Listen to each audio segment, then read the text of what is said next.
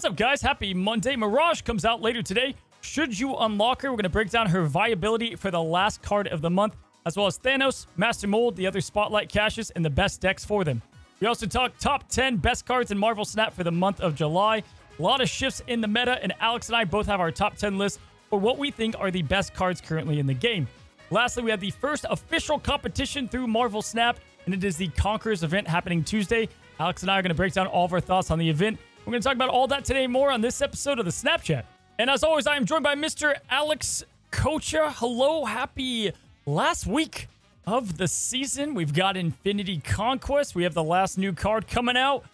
Man, it's been a crazy time for Marvel Snap. How are we doing? I'm doing great. And Cozy, you're right. I mean, going into the Infinity Conquest week has me completely excited. I've been trying to collect as many Infinity tickets as I can because, listen, I said this way before, that at the end of the day, once ranked is done, I get to Infinite. I'm looking for that Conquest ladder, and I'm all about refining those deck lists, getting the deck list that I'm most comfortable with, and most importantly, accumulating tickets for this week coming. And I'm absolutely excited, Cozy. Yeah, we got a lot we're breaking down, as you guys heard in the intro. Not only are we going to be talking about the best cards right now in Snap, which is always just so difficult to rank them in a top 10 format, but also talking Mirage. We're going to do something new and look at the Spotlight cards, the best decks, and maybe have you guys consider if it's something for yourself. And then we've got the Marvel Snap Conquerors event, and it's going to be super fun to talk about that as I'm hosting. You are playing, participating, and looking forward to it. What are we talking about on your side of the channel, bud? Yeah, we'll be talking about the best decks for Infinity Conquest. As we just discussed, it's going to be Infinity Conquest week, and we're going to get you prepped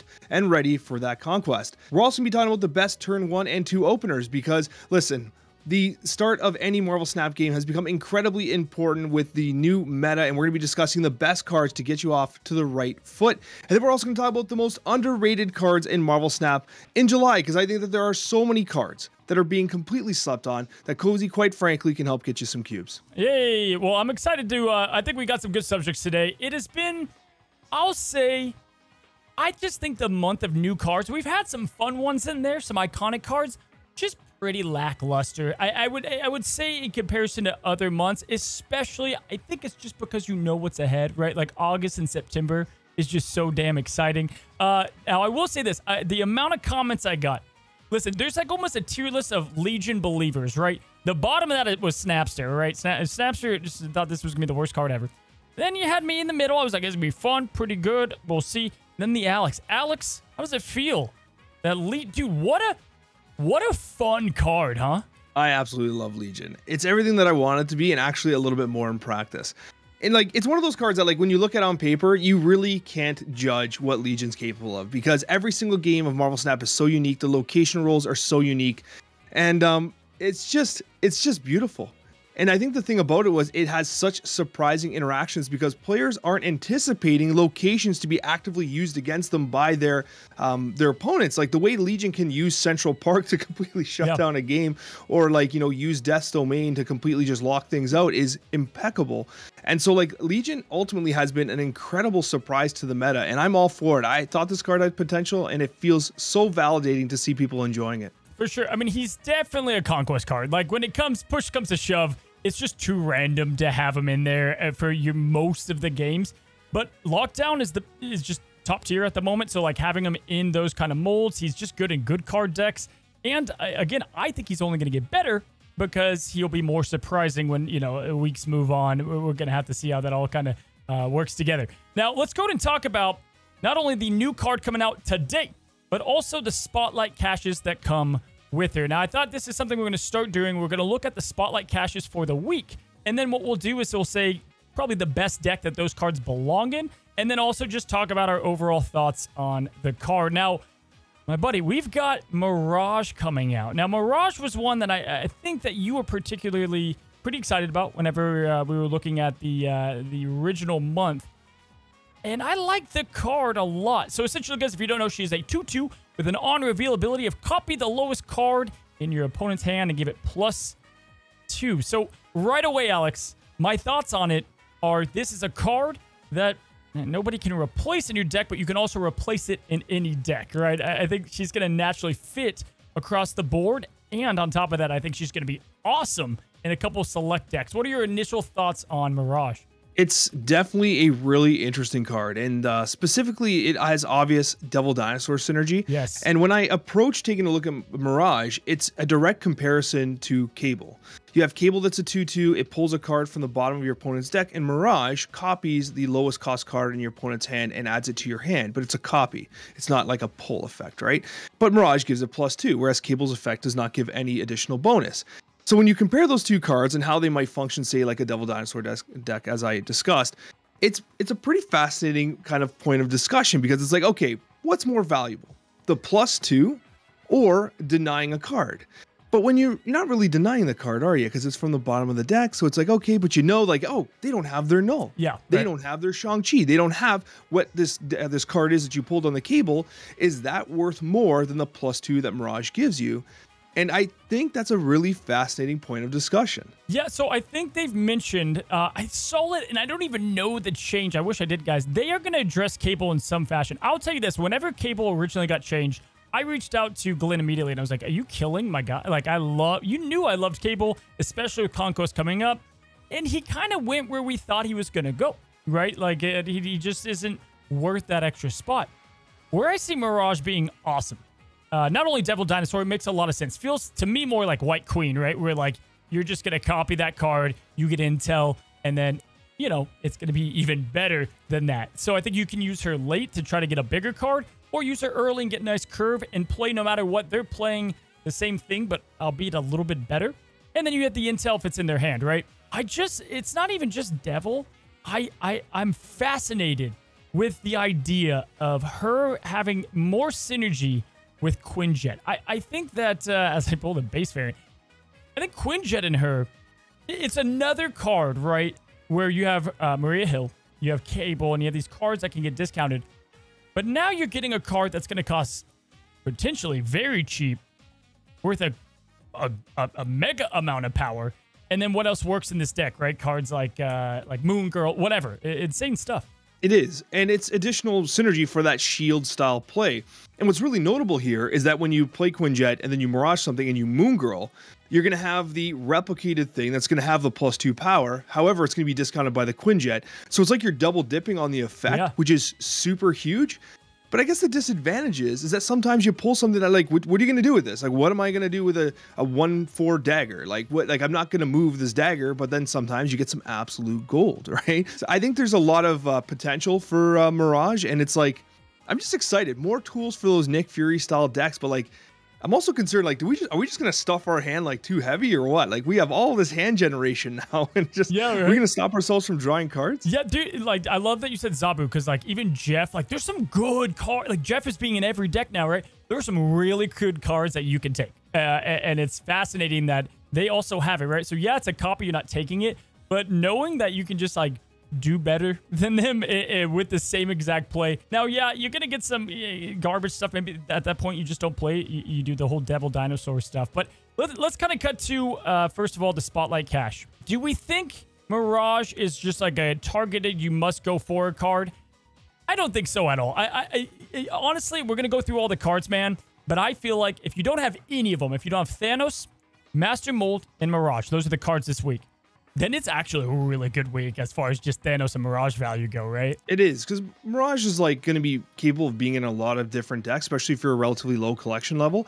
Thanos is like, I feel like everyone has to have Thanos. Yeah.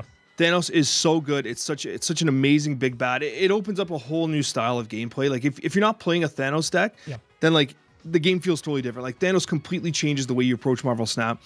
And I think Mirage honestly might actually be pretty good for this meta itself. I say this hesitant because anything can change, OTAs, stuff like that, right? But if you think about this meta specifically, Mirage can copy negative cards, right? Bonus them, stuff like that. Kitty Pryde, you could play Mirage. Let's say you're in Conquest. You can play Mirage on turn 5, copy, a card in their hand, or you can copy a Kitty Pryde, get it to +2 and steal their Kitty Pryde and play it, which is pretty damn cool. There's other cards that really benefit from being taken from Mirage, like Wasp and whatnot. So I do think that like these are cards that are really prevalent in the meta, and Mirage can have an answer to that. Yeah. Master Mold, I don't know if it fits as well. Yeah, you know what? It's funny. We're going to get to Mold in a second. I feel like he's kind of like the bad egg in this group. Kitty, on the other end, I feel like could almost dodge Mirage because she's going in and then she doesn't go back to the hand. So you have to kind of like be targeted when you do that. But if you somehow know when they're gonna, or like you guess on this turn, maybe they don't play Kitty, or maybe you wave. I don't know, but if you're able to grab that boosted up Kitty Pride going into 6, like you said, that's kind of nasty. But at what point are they not playing that Kitty Pride? It's gonna be tough, but you know, maybe you could just wing it and see if you get it, and it's just great value if you do. So when it comes to Mirage, the other deck I see here working in, again, you said Devil Dinosaur, and it is pretty much the same. A little bit of an outdated graphic because of Kitty Pride, but just this format, right? Like just this format in general, I see being like her true home. Probably have Devil Dinosaur in there as well.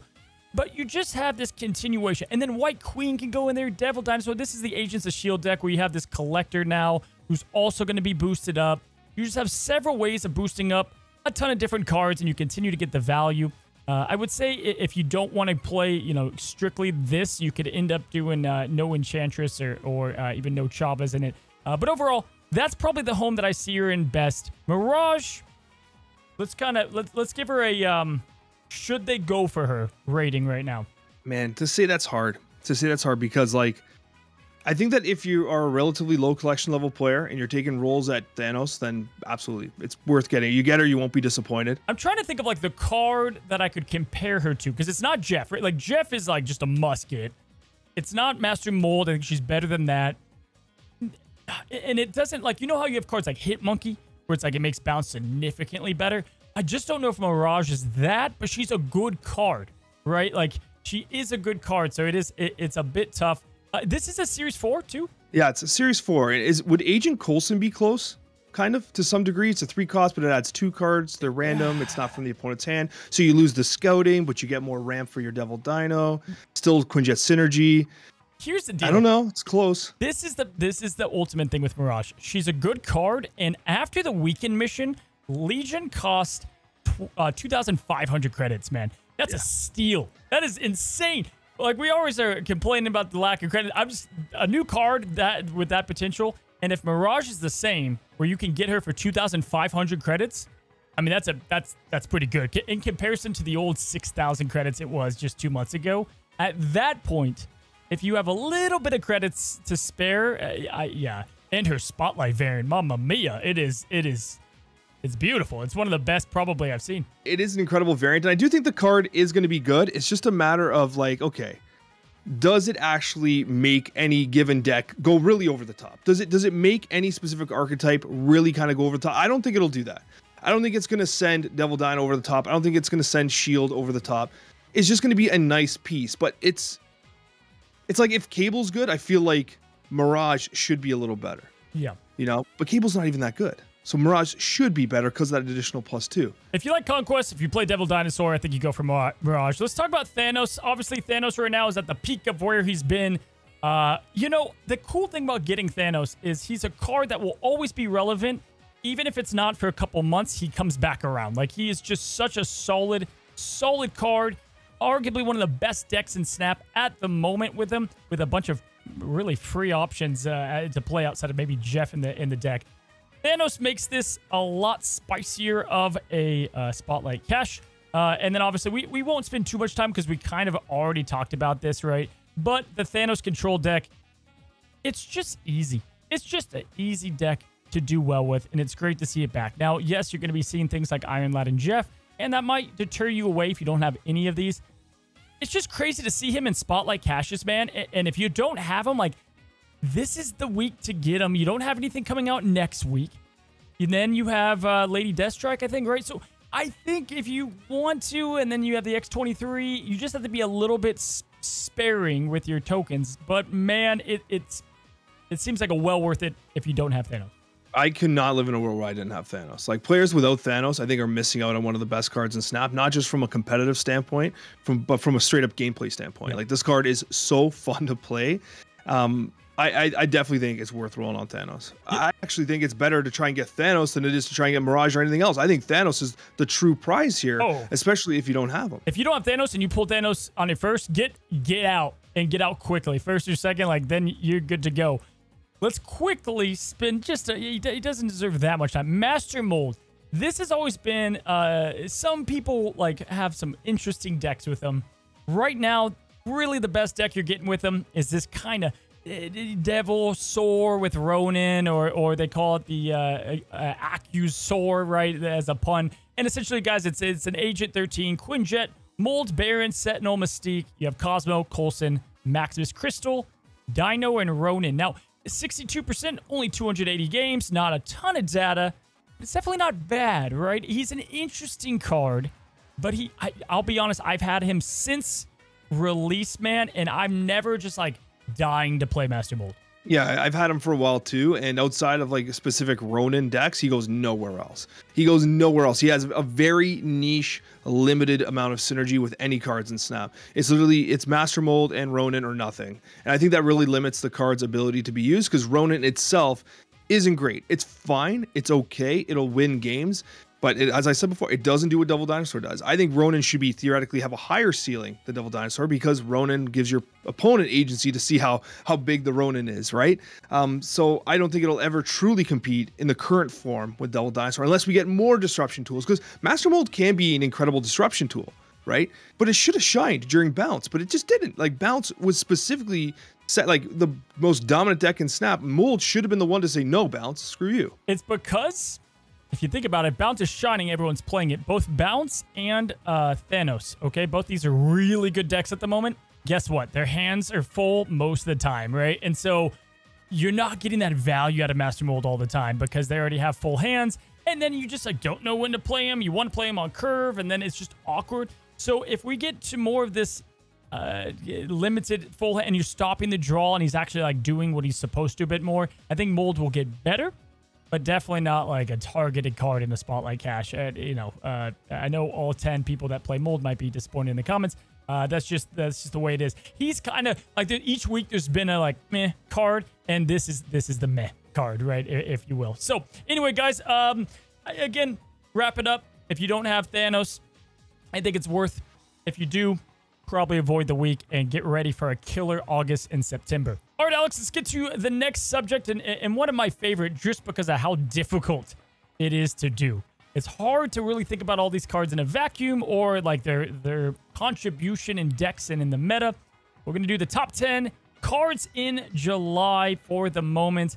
And did you have a tough time ranking? I did this time, big time. I always have a hard time ranking them, because there's just no card exists in a perfect vacuum in Marvel Snap. It's all about the meta, it's all about the synergies and things along those lines. But ultimately, I think that we have very capable top 10s, because these are cards that absolutely slap.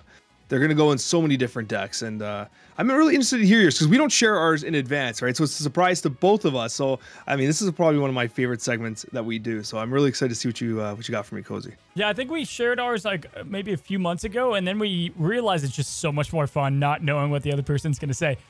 Cool. Let's start with honorable mentions, right? Out of your top 10, these are ones that could have easily been in the top 10. Kind of who are some of your picks? And I guess I can kick us off with one of my honorable mentions. It's Iron Man. I feel like Iron Man could easily be my top 10. I think he's in the majority of decks out there. I don't care if he's a pool 1 card. He's good, and he is really good at that. So Iron Man's an honorable for me.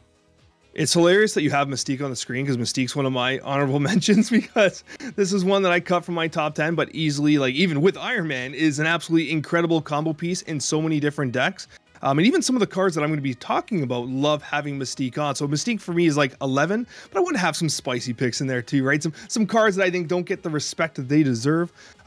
If I'm going to throw another one at you, Cozy, I'm going to suggest that Killmonger would have been one that I should have included on my top 10, and I've not included on my top 10. So it definitely is an honorable mention that I recognize being an amazing card in the game. Killmonger went from year 1 to not on the, to just gone off your list, man. It pains my soul. Yeah, he's so good at the moment, but yeah, totally understand not including him. Funny enough, Alex, this is the problem. Those that are listening on the podcast right now, you don't get the luxury of looking at what's in the middle of the screen. Alex was waiting for this Mystique variant for a very long time.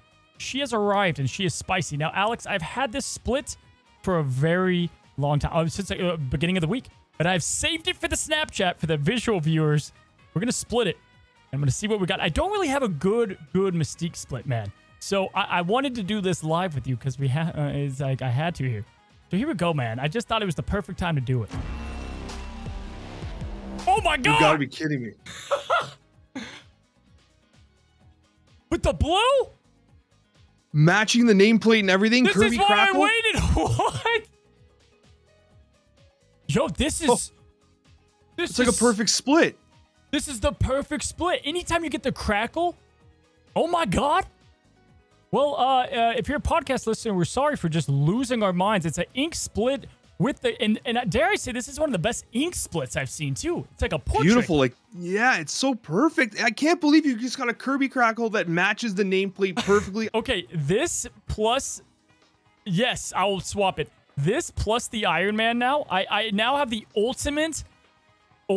Like, I can play back to back. I'm playing nothing but Mr. Negative. Sorry to derail. I had to do it with you, man. I don't know what to do in these situations. Do you just leave this, or do you upgrade it to a blue border? I don't know what to do in these situations. I have cards I've not upgraded. I'm scared to. Yeah, dude, look at this. I'm just sitting. I don't know what to do here. This is, to me, a definite red border. Like, I feel like I can feel good about the red border, but it's because, yeah, that works.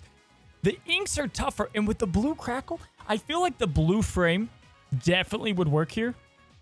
But I don't even know if I want it to be popped out. I kind of like the portrait. Let us know in the comments, man. But yes, dude, I struggle with this. Oh, I struggle too much with this. You know, have you seen the memes where the wife's like, I wonder what he's thinking about? Probably thinking about her. And it's like, I'm over here like, should I be splitting my Mystique there?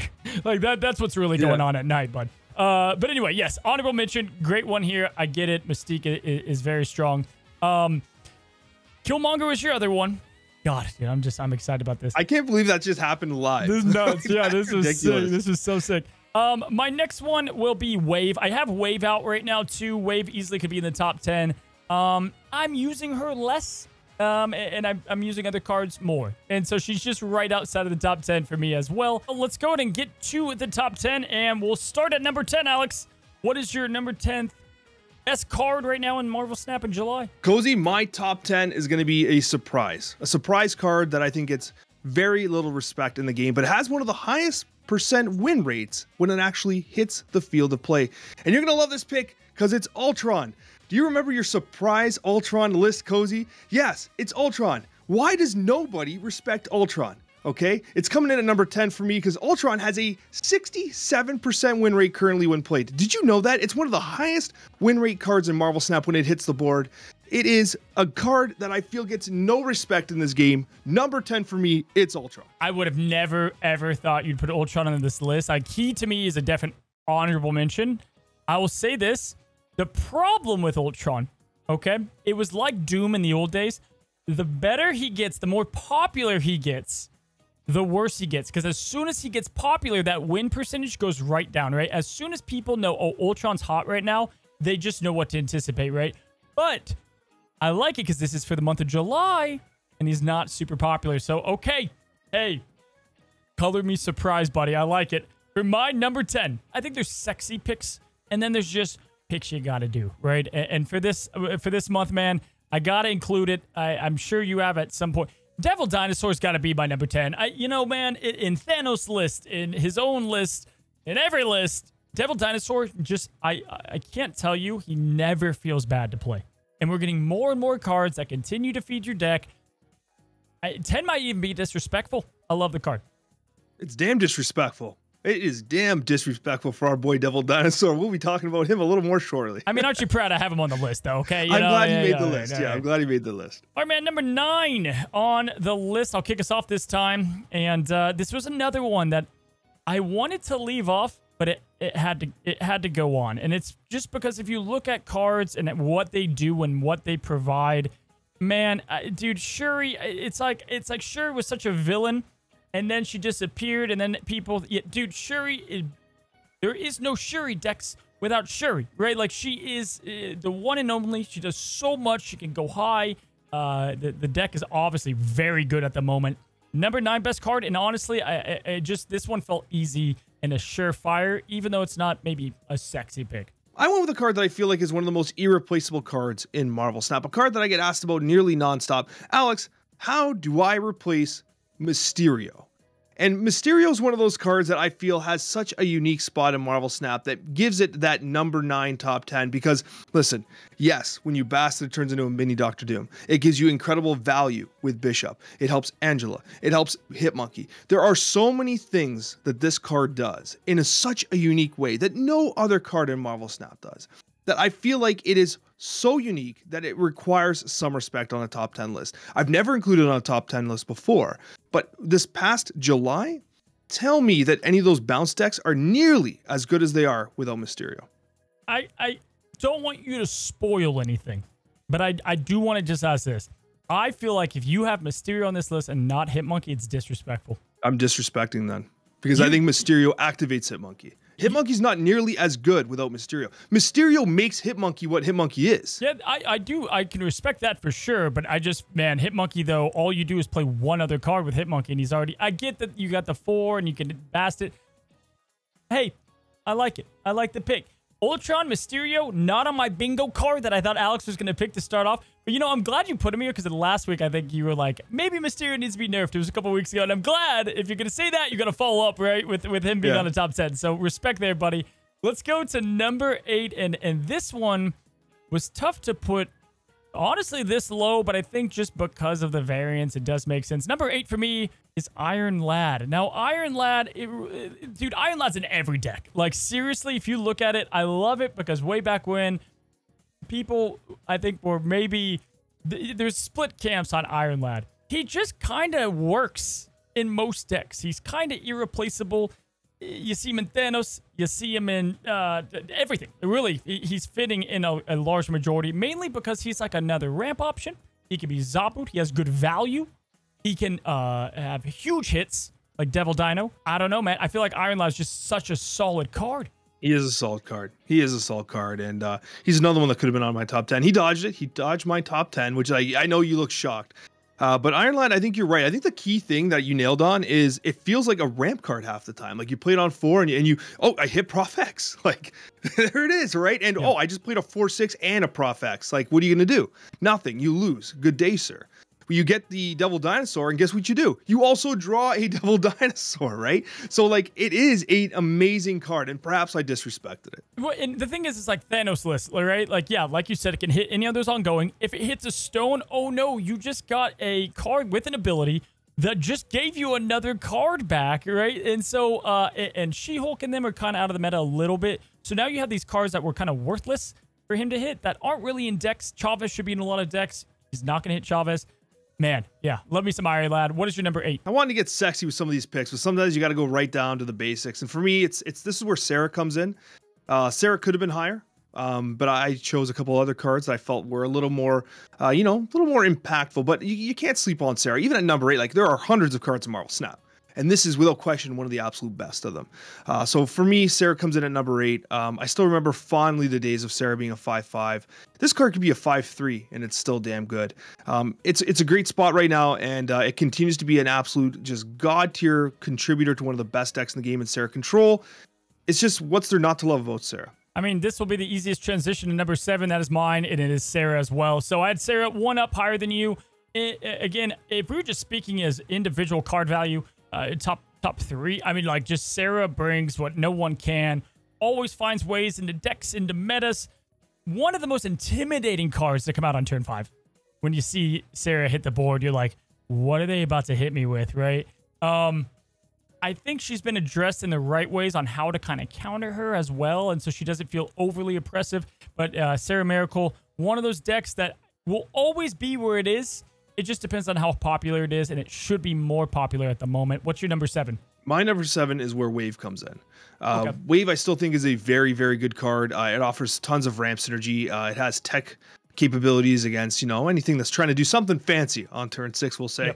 Yep. I love that it's a 3 cost because often I can play something valuable in conjunction with Wave, like another 2 cost. Even like, listen, I've been in Conquest games where I'm playing Spider-Ham and then Wave. Like to make sure, whatever that big card in your hand is, it's getting piggied, and I just waved it. So now it's completely useless. You're going to play a 4. Like, what are you doing now, right? I love the idea that you can really impact someone's turn, and literally it negates Sarah's effect essentially, right? So you're talking about a tech card that completely ruins the tech card we just talked about. So I think that that wave is still a fantastic card. But there's some heavy hitters this season, and that's why it's only 7 for me. There's other seasons where it could be 1. Seriously. You guys, with a quick wave tip that I've been using her a bit more. I have been solely focused on making Jean Grey just, oh man, she's just disrespected. I think she is a good card. Wave, after you've played Jean Grey, is filthy, especially in a turn 5 if you're already filled. Like, you know where they have to play their only card, and that's just super valuable. So it's a combo I've been playing a lot more, and one that I want to hopefully see more as we go into August's meta. Good stuff there. Let's get to number 6. Number 6 for me is going to be Devil Dinosaur. This is where Devil Dinosaur comes in. I absolutely love Devil Dinosaur. It's one of my my go-to comfort cards when I want to play some Marvel Snap and I don't want to sweat too hard, but I still want to clap some cheeks. And Devil Dinosaur just always feels relevant. It always feels good. I love the play style. It has synergy with some of my favorite cards in the game, just some feel-good cards. It has the Agent Coulson synergy. It has the Nick Fury synergy. It just makes Conquest fun because you never know what you're gonna get, like a good old box of chocolates. Yeah, it's crazy. This thing went through so many iterations when Snap first was around, and then they nailed it, and they've never had to change it. Even with all the new card draw and things that we have, it's cool to see. He goes just high enough. He's always a really good 5 cost. Yeah, definitely love the pick. This is where I've got Darkhawk, man. I think Darkhawk is... he could go higher on some lists. He could go lower on some lists. I think that just because maybe he's not what he was doesn't mean he's bad. Magic made him a little bit nerfed in some ways, but also you have more turns to get your rocks and your rock slide, and it's more turns for them to draw. So people have kind of said, well, Magic counters it all the way, but also yes and no. It does depend a little bit.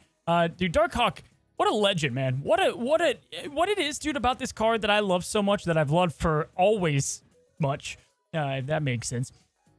I love that you could just add to him too. So he's got this like pressure going on as well, and you can get different lanes pumped up, or you drop him on a lockdown lane, and then all of a sudden you can pump him up on turn 6.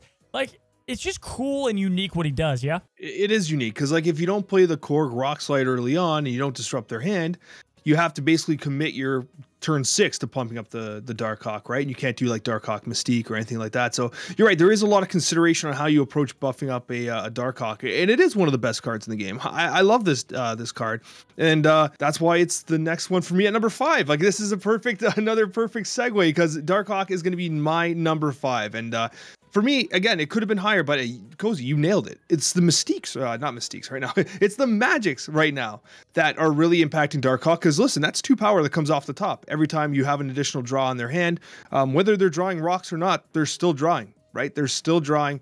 So it does lower the ceiling of Darkhawk a little bit, which kind of sucks because, like, that if it's a card that you're relying on to put up power, you go to a turn 7 game and, like, now the thing that you're relying on has kind of dropped off, unless of course your turn 7 includes playing Rock Slide. Yeah. So there's going to be some value there as well, but yeah, I do think you're perfectly correct to say that the Magic's prevalence right now does take a little bit off of Darkhawk, but ultimately for me it is a number 5. Yep, definitely great card. Again, all of these I feel like are interchangeable almost in this top 5 spot, buddy. Number 5 for myself, Alex. And this is where it was tough because I wanted to look at not only the deck, but the card, right? So it was like, what does this card actually do? How is it in the meta? This is, my friend, where I've got Silver Surfer. I mean, I would be shocked if it's not on your list. Surfer is a card that just keeps on winning. It keeps winning with every card coming out. And I know you guys are going to be shocked with the card that I talk about later. There's just 2 cards in this game that when the cost gets released, right? Like Mirage, if it was like more power and it was a 4 cost, like instantly would be a better card almost, right? Because of the lion that we'll talk about, the tiger, whatever it is, Sabretooth. Silver Surfer, man, he just keeps getting better. And you could throw him in with Brood. I know you love him. Yeah, Silver Surfer is without question one of my favorite cards. I can't stop playing Silver Surfer. It's just like the archetype. If I can only play one archetype for the rest of my Marvel Snap career, I'd pick Silver Surfer for the exact reason that like every single 3-drop that comes out feels like it can be incorporated in some way in Silver Surfer or some creative way in Silver Surfer. I mean, right now we're playing negative Silver Surfer. It's not even the 3-drops that really matter there. It's everything, the whole package. That's a really interesting package, but Silver Surfer is always going to be relevant.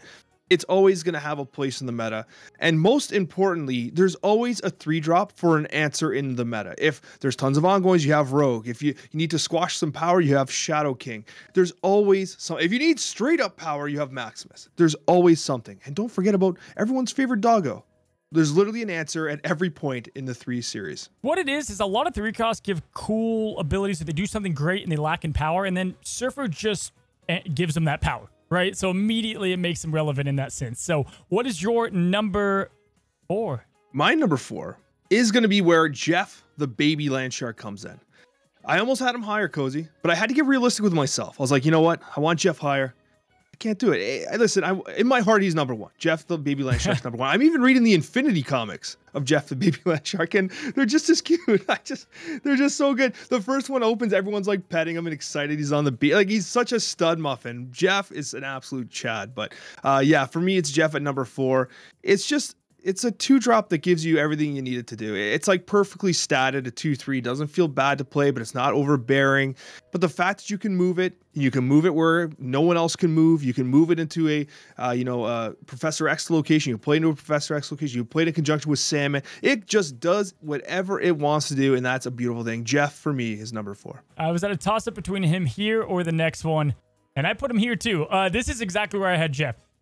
He could also just be called the best card in Snap because he is, in my opinion, probably the most irreplaceable, right? So whenever like someone asks me, hey, in this deck, what do I do with Iron Lad? I'm like, oh, you can go this route. When people ask me about Jeff, there's not a solid answer just because of lockdown at the moment and because of being able to play in a Space Throne and Sandman. And man, Jeff is just the card with flexibility, and he can't be replaced. He can't be replaced. I could easily put him higher.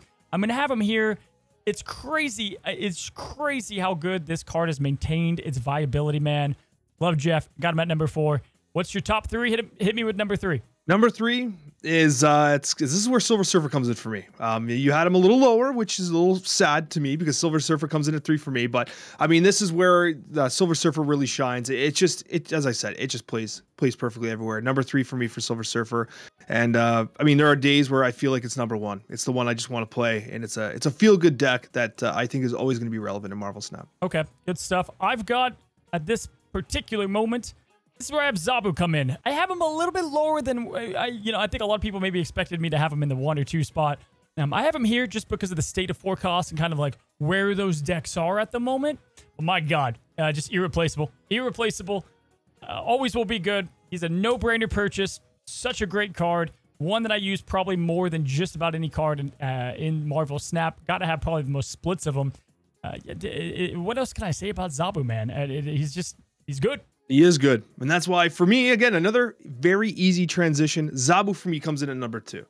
Zabu just is honestly, it's a truly remarkable card. You're even seeing it in some, like, as an opportunity in some negative lists as well. You're seeing, most people are favoring Silex. Some people are putting in Zabu. Some people are putting in both. But Zabu finds itself in that archetype. Zabu, of course, finds itself in anytime you're playing 4-drops, you want Zabu in there.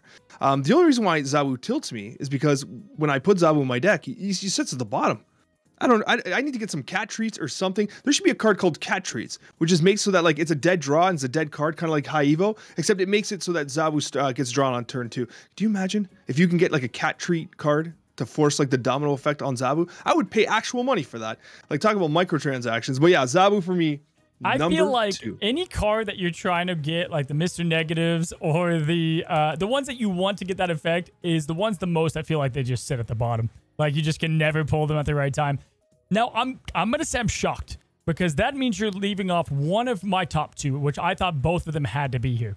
And so, like, this is where, and I know which one you left off, which is why it's surprising to me. Look at, I don't care if it's gone down a little bit. The stats don't lie. The stats don't lie. When you look at this deck, you look how high performing the deck is. Also irreplaceable. You had Ultron, but not this card. And maybe it's your number 1. Maybe I'm wrong, but I think I already know your number 1. High Evo, listen, he's got to be number 2. Even if I don't play him like he's number 2 in the game, and even if he did get addressed recently, look at the decks. His deck stat rates are so cracked still. And you know what? I think he's one of those cards where when he settles into the meta, he's not going to feel as annoying. I think everyone hated him for a while. I get it. I made a choice to intentionally disrespect High Evolutionary. Oh, my God. That's what you're seeing here. A willful neglect of high evolutionary, just because you know what, we get it. It is good. You're right. I'm being completely negligent. He's a top 10. I know. I'm being negligent by not including him in my top 10. But you know what? Screw high evo. All right, and that does mean at number 1, I'm sure we both have him at the same time. And my God, it feels so good to have Alex say it. It just like it does me well. Is it Thanos at your number 1 spot? No. Yeah, it is. No, it's not. It's not. Who is it? It's not Thanos. Is it Shang-Chi? You know what? It's Shang-Chi. It is Shang-Chi still. I put Shang-Chi at number 1. And actually, you know what? I got to be totally honest with you. I totally forgot to put Thanos on my list. Thanos should be top 10. I'm so stupid. Minutes ago, on topic number 1, it was Thanos is one of the best cards right now in Snap. And I was like, oh, I wonder where. Dude, I didn't put Shang-Chi in the list, but I knew I didn't, right? And that's because, I don't know. I just anticipate him. And I think it's hard to beat the other top 10. Bro, that's mind-blowing.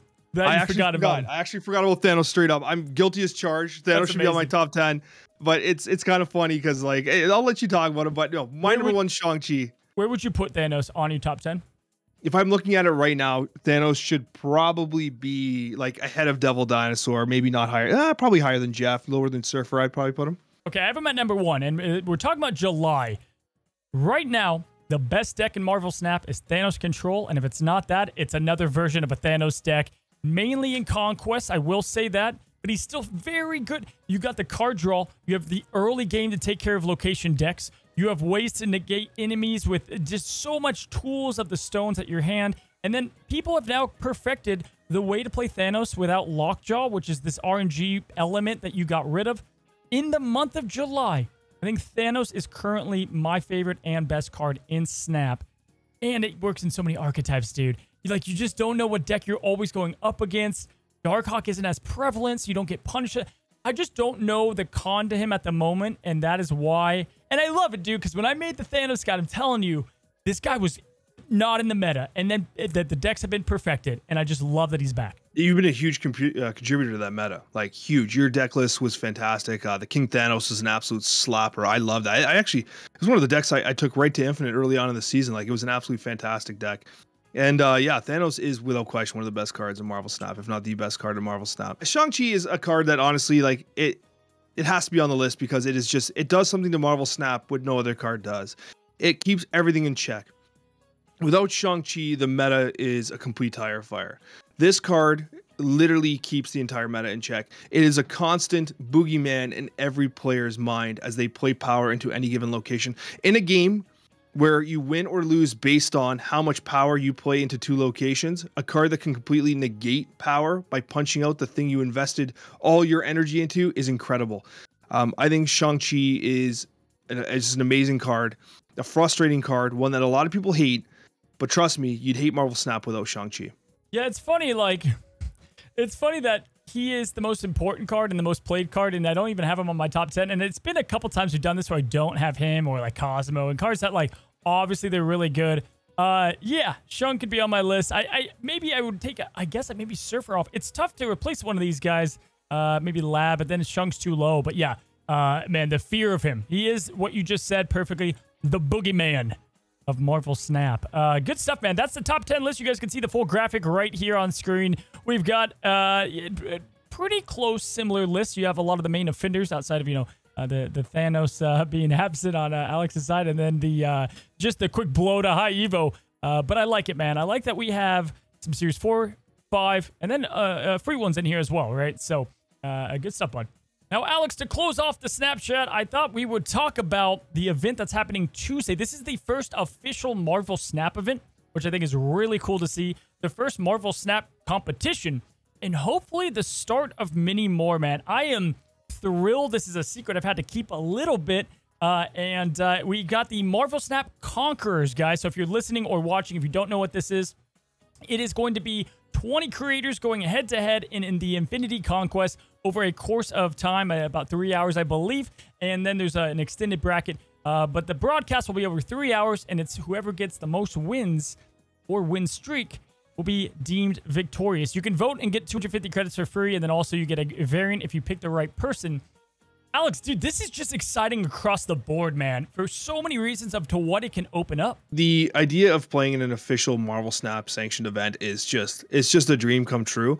You know, when they reached out to me, I was like a kid in a candy store. I was so happy to have a chance to participate, especially amongst such absolutely fantastic people. I think they've done a great job, you know, filling out a list of competitive players, you know, players that are, you know, much more on the entertainment side. It's just an overall gamut of everything that makes Marvel Snap fun. Going into Infinity Conquest is going to be absolutely a blast. And it's just a great mode with great people, and I can't wait to actually get started. And the question then becomes is like, what decks do I bring? I'm actually really excited. I think I'm going to bring some spicy stuff, honestly. I think I'm going to bring some spicy stuff. People have been voting for me to win that variant. I got to bring something with some heat, right? We got to get that dub. Yeah, I thought it was such an interesting way to do this without a prize pool. It's like you have the heat of your viewers and people that have voted on you to win it, right? I think that's so interesting and cool and different, right? So you see all the participants right here in the middle. The reason you don't see myself is, guys, I have just an awesome dream opportunity. It is super exciting. Myself and Snapster are going to be hosting the event. Now, I don't even know the start time. I'm gonna be honest, I should know. I'm gonna be live in a studio when I'll be hosting this with the one and only Dexter Snapster. What's gonna be crazy though is it's not the game 1's and game 2, right? Because you're gonna go against probably just anyone doing Infinity Conquest. I can't wait to host and commentate the game 4 and 5s, because I think that's where we're gonna have the creator matchups. That's when and not only the creator matchups, but when everything's on the line, right? Like that's when this is going to be the most exciting, Alex, by far. And, you know, I don't even know what I would play if I was going in. You know, obviously Thanos is spicy. I think Sarah Miracle, there's always something to be said about that. There's good Legion decks. Again, we're going to talk about some of those. Who on this list are you kind of fearful of? You know, think they have a pretty good shot? You know what? Honestly, one name that really stands out to me is Molt.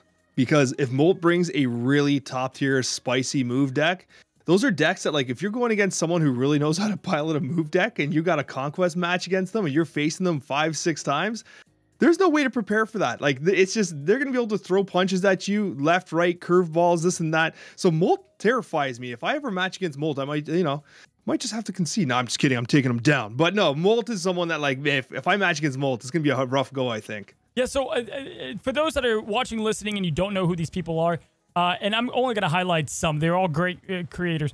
But the ones I highlight are ones that I've either seen or at least know of like their play in some capacity. I can speak on it. I'm excited to watch just about everybody on this list. I think this is a fantastic roster here. We'll start with the bottom. D-Money, I know he's been really solid in tournament plays. Like, he's been doing like big, like 100+ tournaments for different events for Marvel Snap, and he's come up on top. He's a sleeper on my list. Another sleeper I have is Freddie Babes. I played this guy in a tournament, and he took me out, man. Yeah, it was wild. Freddie Babes he comes from other card games. He's competitive in those card games. A very smart player. So he's definitely one. What's somebody else you want to break down on this list? This Alex guy, he's okay. The Alex guy's okay, but I mean, if we're talking like true competitors, I'm like, how do you not talk about Dara or Jeff Hoagland, right? Like Jeff is an absolutely phenomenal competitor, right? Yeah, Cam as well. So like you're talking about like players with incredible caliber. Dara, Jeff, Cam. These are guys that have clearly illustrated how capable they are. Nina's fantastic as well. Ocean Mud is a fantastic free-to-play player. It's great to see a free-to-play player, you know, making the rounds here as well. Yeah, so I love what you said. Like, you have names on this list that they stand out because of their either their performance in past tournaments, which Dara, I believe, won an open. Jeff has won a tournament. Plenty, very smart deck builder. And then KM is like I like to call him like he's like the forefather of Snap, man. This guy's been playing since beta. He at one time did have the top MMR. I'm sure it's either there or extremely high. Love what KM brings. So I'm excited to see like the sweat with the fun. Kind of like, I love that you and KM are next to each other. It's like the perfect representation of two different people and how they play Marvel Snap, man. Nina, super big dark horse. Nina is very analytical with her approach. And I love watching Nina. Great person. Ordinary Harry. He's someone I don't interact with a ton, but I know that he's very talented. And I've ran into him in the ladder and things like that, guys. If you don't know him, definitely somebody worth checking out. Now, Atrix is fun. I don't know a whole lot about Atrix. I know He is the Italian stallion. He's the man himself. I know he's got a great following in Italy. And I'm excited to watch his play because I haven't been able to see that. But Atrix, man, if you hear this, man, good luck to you. Eggs, gotta love Eggs, dude. There's just so many fun names on this list, and I can't wait. Dara is always a who, and then Regis, who just had a newborn, bro. This guy, man, he's gonna have a tough time just because of that. I know, it's funny because when you talk to Regis, he's so laid back. He plays multiple card games at a very high level. Like, Regis pretends like he's not going to absolutely, you know, put up a run here. He's going to be one of the ones to keep an eye on. Like, I guarantee it, because when a push comes to shove, Regis knows how to play card games. If Regis wasn't on a handicap with the baby, I think he'd be even more. We'll see how much sleep he gets at night because he doesn't get a pick. But a big fan of Regis. And then how do we not talk about Binksy Babe?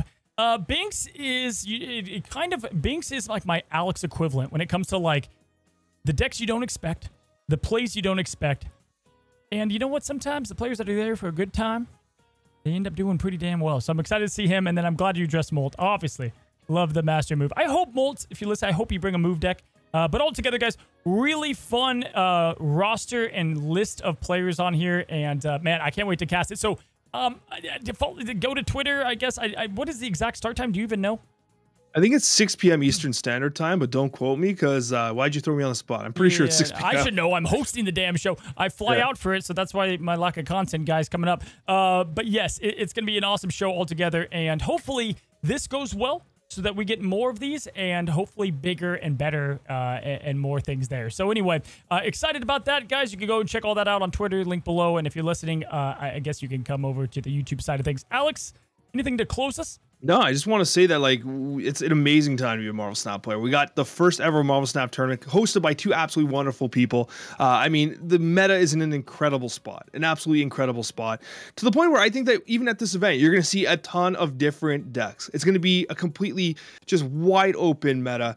And I'm excited for it. I'm here for it. I think that a lot of the things that Marvel Snap has been working towards for the last few months with the OTAs and the just this fresh meta, the way that they're approaching updates, and even the way they, like, by surprise, they said, oh, next patch we'll do the 1,000 credit thing. Boom, they snuck it into a patch way earlier than anyone expected. Like, they are really reiterating on this game fast, and I'm here for it. I love it. Cozy, I can't believe that we're as fortunate as we are to be able to talk about an amazing game. And I want to thank you guys for supporting our content because it really does mean the world to both of us. Yeah, dude, it's crazy. I'm just a dumbass over here from San Diego, and I get to cast this thing. Like, it's just so cool. It's a wild ride that this, you know, I just hope it, something I get to do for a long time because I just love it, man. It's so much fun. So with that, guys, we are going to go to Alex's side of the channel to talk about the best decks, maybe for this tournament, Bet Infinity Conquest that starts this week. We have the best turn 1 and 2 openers right now in July. Love that. And then the most underrated cards in the game currently, both by stats and the gut feelings. Alex, thanks for another great episode. As always, guys, we'll see you in the next one, and happy snapping.